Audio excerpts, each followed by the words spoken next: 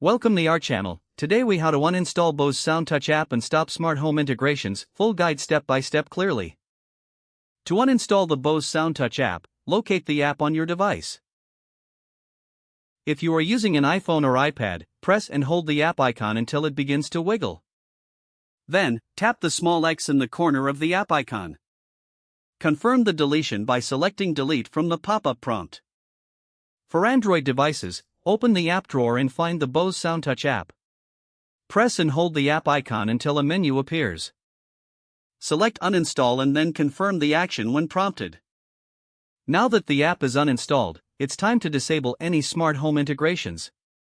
Start by opening the smart home app on your device, such as Amazon Alexa or Google Home. Navigate to the Settings or Linked Devices section within the app. Look for the Bose SoundTouch integration in the list of connected devices. Select it to access the integration settings. Choose the option to unlink or remove the Bose SoundTouch app from your smart home system. Confirm your decision to ensure the integration is successfully disconnected. Next, double-check other smart home platforms you may have.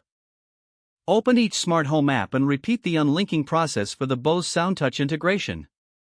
Once all connections are removed, you're all set.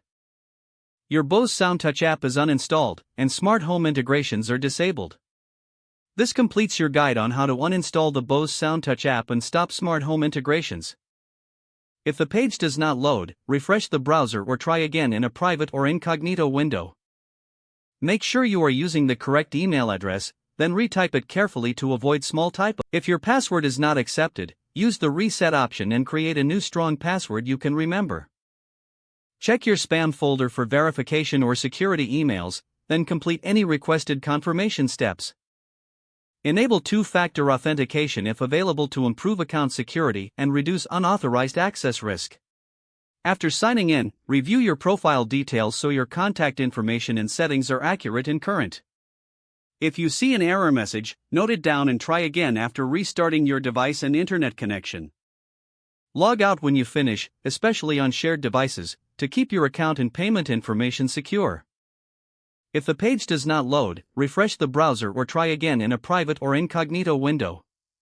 Don't forget to like this video and subscribe to our channel for more step-by-step tech guides.